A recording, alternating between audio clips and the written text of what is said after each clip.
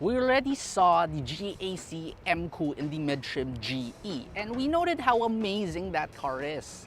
We even said that that car is probably the best car in its class. That car had a price of 1,298,000 pesos. But for 200,000 pesos more, or 1,498,000 pesos, you can have this car instead. This is the 2023 GAC Emkoo in the top-of-the-line GL trim. In this video, we're going to explore what exactly has been changed with this higher spec model and whether or not it is worth your extra 200,000 pesos. Alright, now for the changes. Well, exterior-wise, there's really not that much. In fact, it's really hard to tell these two cars apart. Look at your front grille, exactly the same. Lighting assembly, also exactly the same. But this car, this GL trim, gets DRLs or daytime running lights. The GE model, it had the exact same lighting setup, but to activate the same lights for your DRLs, you do have to turn on your park lamp. So the lights are there, it's just the programming that's a little bit different. Kind of weird on GAC's end, huh? On the side of the vehicle too, very similar, but your rims, they look a lot better now. These are 19 inches versus the GE's 18s. And I remember how I noted that the 18-inch rims on the GE's kind of look like hubcaps. But for this one, it just looks a lot classier. It also ditches that really funny name, the Wanli Range Sport tires, and now you have 19-inch GT tires wrapping your rims. The really cool pop-out door handles are still in place, and I still do appreciate these over fenders. Now, the big change they have here is for your tailgate. Now you have it powered, and it's not just powered, it's smart powered. So there's two ways to open it.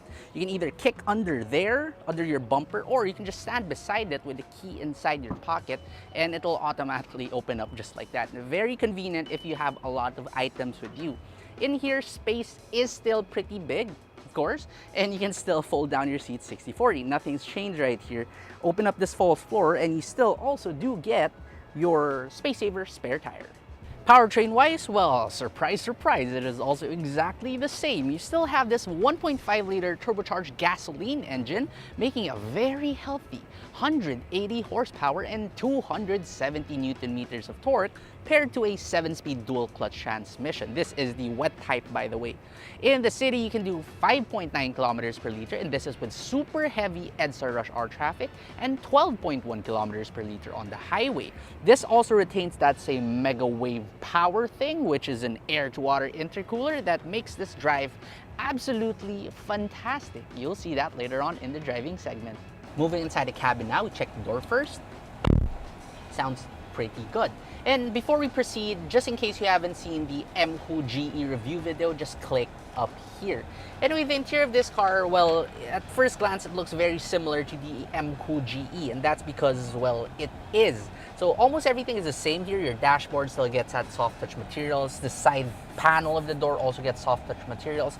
And your steering wheel is still leather wrapped with perforations. But just like before, if you do knock on the steering wheel right here, yeah, it feels kind of hollow. You still have your dual screen setup, 7-inch digital instrument cluster, 10.1-inch touchscreen with wireless Apple CarPlay and Android Auto, plus a 360-degree view top-down view camera. In the Emkoo GE, you had a reverse camera, but that's about it. Also, I really want to point out that in a lot of cars with wireless Apple CarPlay, you can only use it wirelessly. You can't really use the wired function anymore, but for this one, you can. Because sometimes the wireless function, it glitches, so there, you have a backup system. Another change here would be the ambient lighting system. In the Emkoo GE, you only had like 2 tiny ambient lights, but for this one, it runs almost the entire length of the car, at least here at the front. Your shifter is still this crystal shifter. You still have an electronic parking brake, but unfortunately, just like before too, you have your stop-start button a little bit too close to the hazard switch, which could be a potential safety hazard when you are driving your vehicle because you can accidentally turn it off. Anyway, the other things that they have added here includes your speakers. You used to only get 4, now you get 6. You used to get part leather and part fabric seats, but now it's all leather, also perforated, and now you get a fully panoramic glass roof, and it looks beautiful. Now, note how I said that it is a glass roof and not a sunroof. That's because you can't really open it. You can't like slide it open.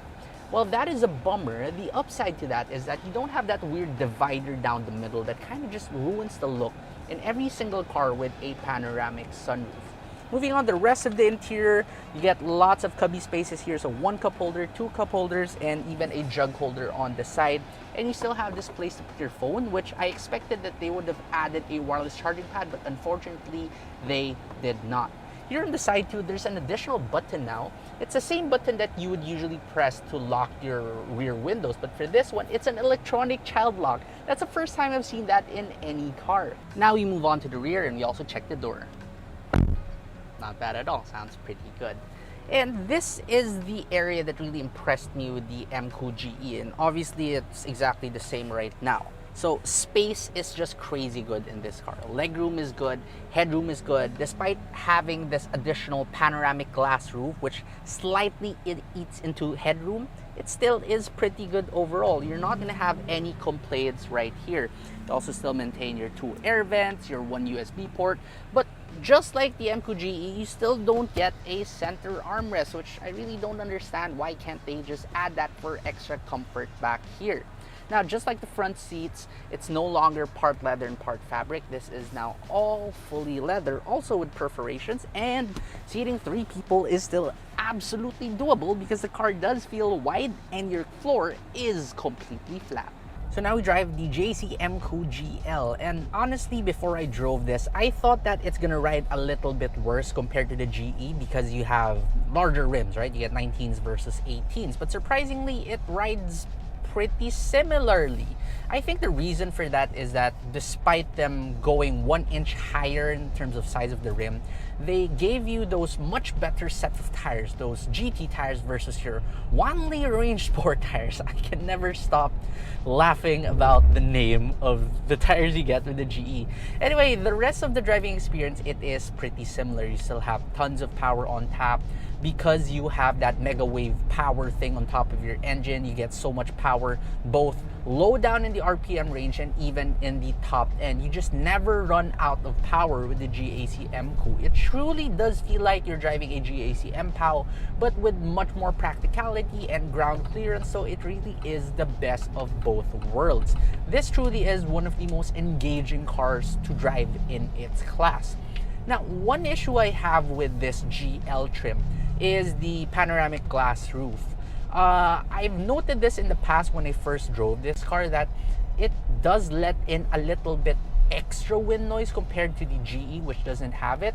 But the trade-off is, again, since you have a better set of tires, it's a little bit quieter when it comes to tire noise. So a little bit noisier in wind noise, but a little bit quieter in tire noise. It kind of just evens out in the middle.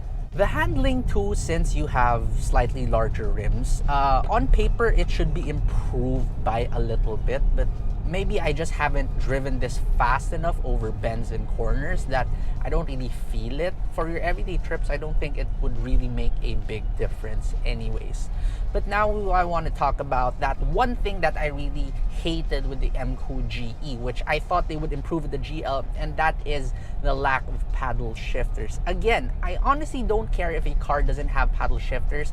It really is just a gimmick for a lot of cars nowadays, but they should at least give us manual mode shifting even through your gear selector. But this one doesn't have either of those. So if you are driving this downhill, there's just absolutely no way to engage engine braking. If you're driving this down from Baguio, you're gonna end up frying your brakes. In line with the lack of paddle shifters, the transmission, it does get slightly jerky at low speeds, but it's pretty minimal. The only thing I don't like about it is when you're coming to a complete stop, it has this tendency, as with most DCTs, to disengage the clutch at the last second. So it's almost impossible to really bring this car to a complete stop without having that feeling of being jerked forward. And that's something that they can improve on, because I have in fact driven some vehicles equipped with a dual clutch transmission, which kind of slightly mitigates that weird sensation. I also got to drive the GAC Emkoo before I was able to drive the GAC GS3M Zoom, and I can really tell you that when it comes to the ADAS functions, the advanced driver assistance functions, the Emkoo is so much better compared to both the MPOW and the GS3 M Zoom. It's a lot less jerky.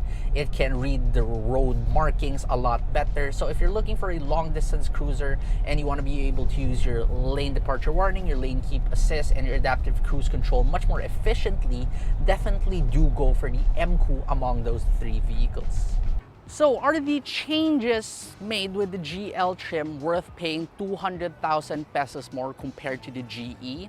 Well, honestly, for me personally, I think that the GE Emkoo is already pretty good as it is. And if I were to use my own money, I would definitely just go for the GE trim. However, if you really like a slightly more premium experience, a little bit more modern with your power tailgate, your glass roof, and your fully leather seats, plus a 360-degree view camera, then by all means, this GAC Emkoo in the GL trim is still a worthwhile buy.